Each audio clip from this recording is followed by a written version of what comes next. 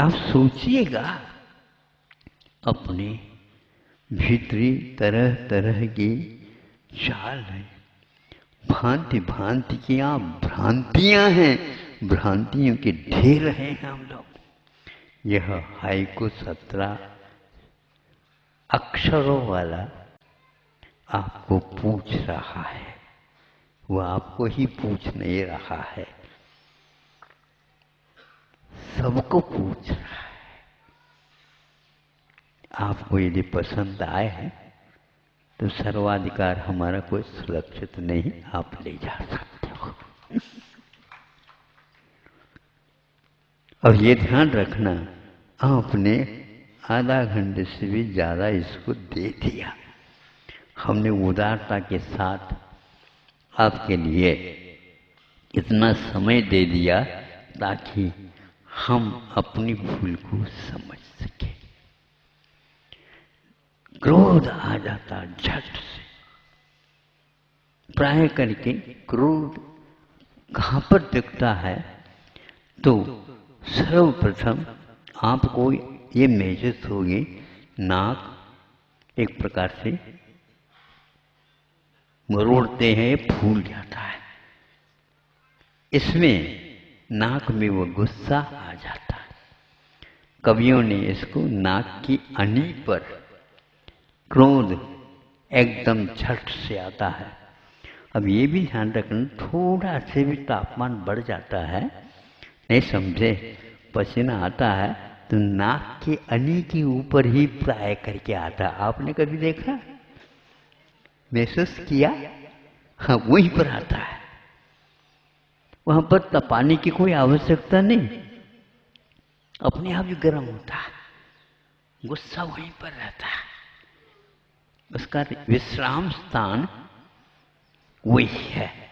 उस नाक को देखते ही फिर क्या, गोद में बैठ करके दूध पीने वाला भी लड़का निर्णय ले लेता है, कुछ होना है अब,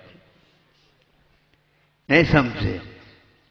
जब दूध पिलाते पिलाते वह कुछ गंभीर हो जाती है, आप सुन रहे हो?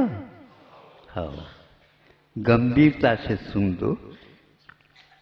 यदि गंभीर हो जाती है तो दूध पीना वो बंद करता है। ये गंभीरता क्यों आ गई? और वह देखने को मिला, धीरे से वह लड़का गोद से खिसक जाता है।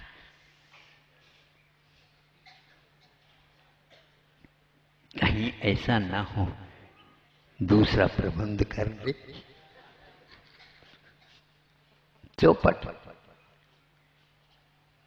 वो बुलाने के बाद भी मैं नहीं आता, प्यास भूख लगने के बाद भी नहीं आता। सुन रहे हो गोद वाले हो? छोटा लड़का भी होता, आपकी परीक्षा, आपका निर्णय अपने आप ही समझ लेता है, क्योंकि आपका शरीर और मुख गंभीरता से घिर गया। कुछ न कुछ इसमें हुआ है। उधर गया, दूर से देखा, अरे पिताजी भी आपे में नहीं, आप अपने में आप में है हो, देख तो दो। आपके लड़का ने सोच लिया, लड़के ने, पिताजी आपे में नहीं है। अब जो आपे में नहीं रहता, हमारा ये निर्णय है, उसके पास न माँ, न पिता, न भाई, न बहन, कोई भी जाना नहीं चाहता। चाहे जिंदगी भर उसके लिए कुछ भी दे दे, लोभ नहीं चाहिए। आप कितने लोभ करते जाते हो? ये कहाँ कर रहे हो, क्यों कर रहे हो? सोच तो। तापमान क्या है, ध्यान रखो। शरीर का तापमान कुछ बढ़ सकता, घट सकता है, लेकिन भीतरी जो अनुपात है शरीर में वह 98 अवश्य बना रहता। 50 को भी तापमान छू रहा हो तो भी भीतर 98 पाएगा। और टाइगर हिल पर भी जाकर के देखोगे, जहां पर -40 रहता है शीत, वहां पर भी देखो शरीर का वह तापमान कितना रहता है, तो वो भी 98 रहता है। ये स्वस्थ व्यक्ति का एक लक्षण है। आपको भी कहीं भी जाए पहले इसको टटोलना, यदि इसमें अंतर आ गया समझ लेना ये फालतू 1 घंटे के लिए ये उस समय देना हो गया। अन्य कुछ काम करते संभवतः कुछ लाभ होता, किंतु यहाँ पर उसका कोई निर्णय नहीं हुआ तो ऐसा ही जिंदगी भर बिना निर्णय के ही एक्शन निकलते चले जाते। होता नहीं, चाहे स्वर्ग मिले, चाहे मनुष्य अवस्था मिले, कोई मिले, समूह शरण भी मिले, तो भी वहाँ पर कुछ होना जाना नहीं है। भगवान भी आप में किसी भी प्रकार से कुछ भरते नहीं, और जो दोष है उसको निकाल करके बाहर फेंकते नहीं। ये काम उनका है ही नहीं। जो स्वयं के बारे में वो इस प्रकार नहीं कर सकते, भावों को तो संयम के साथ ही जीना पड़ेगा, और निकालना है तो संयम के द्वारा ही निकालना है, बदलना है तो संयम के द्वारा ही बदलना। केवल क्रोध करने मात्र से वो बदलता नहीं है। तो फिर क्या, अरे उनको तो हम हमेशा देखते हैं पारा गर्म ही मिलता है। क्या मिलता? पारा गर्म मिलता। पारा क्या ठंडा भी रहता है क्या? सबसे ज्यादा भारमय पदार्थ सुनते सोने से भी भार वाला पारा होता है।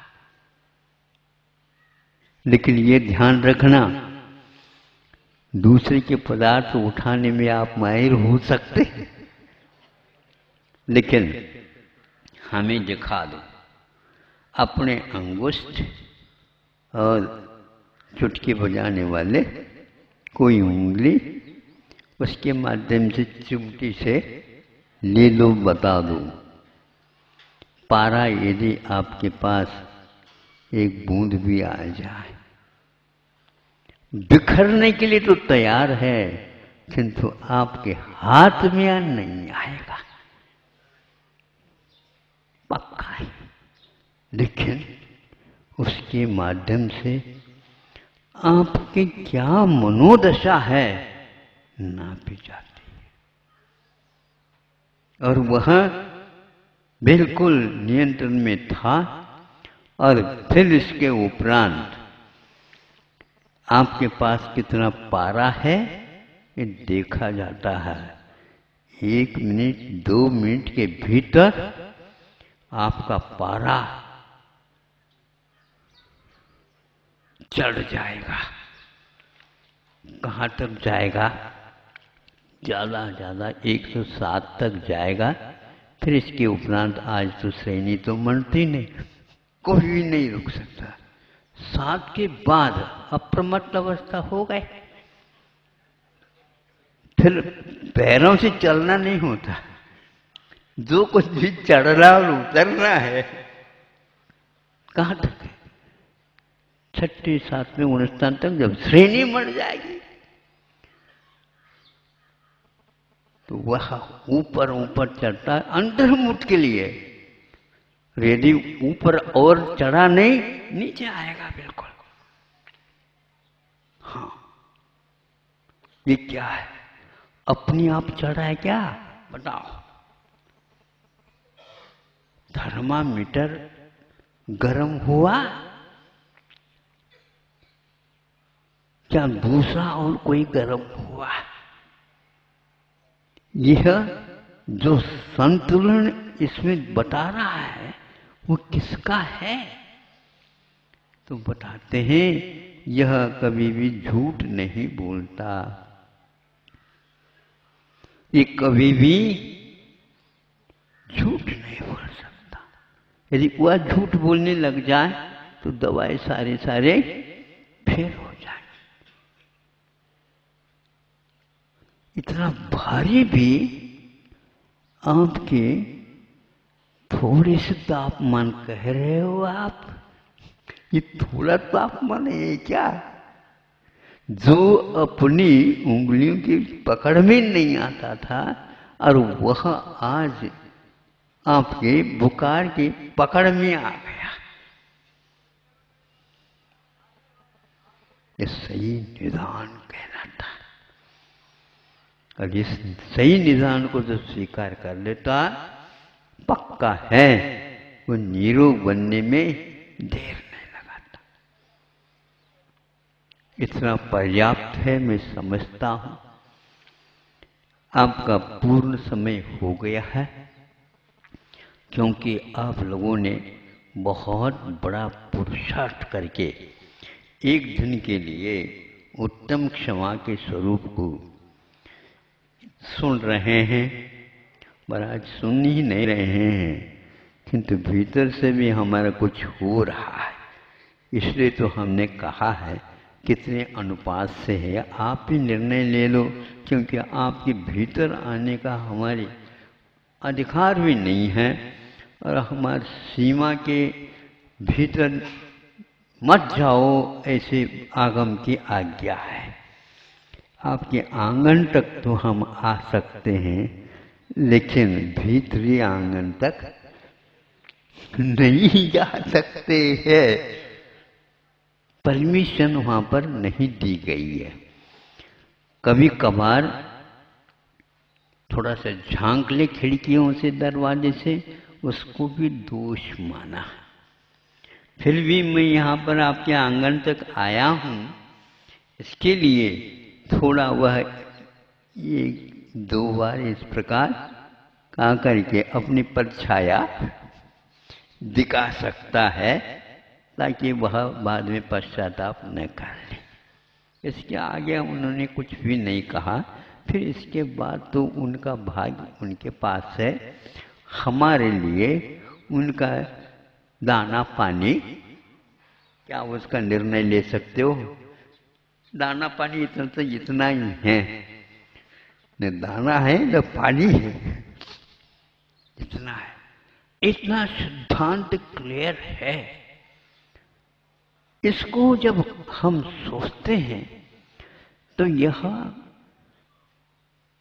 प्रश्न पत्रिका आई है, आपको पाठ्यक्रम से जो पढ़ाई हुई है 1 वर्ष तक, 1 वर्ष तक तो इस किताब को नीचे नहीं रखो, लेकिन अब उस किताब को परीक्षा के समय पर नीचे रख भी नहीं सकते, पास रख नहीं सकते और उसकी नकल कर नहीं सकते, और आपको सब कुछ ठीक है, परमिशन है, अनुमति है, किंतु यह नहीं कर सकते।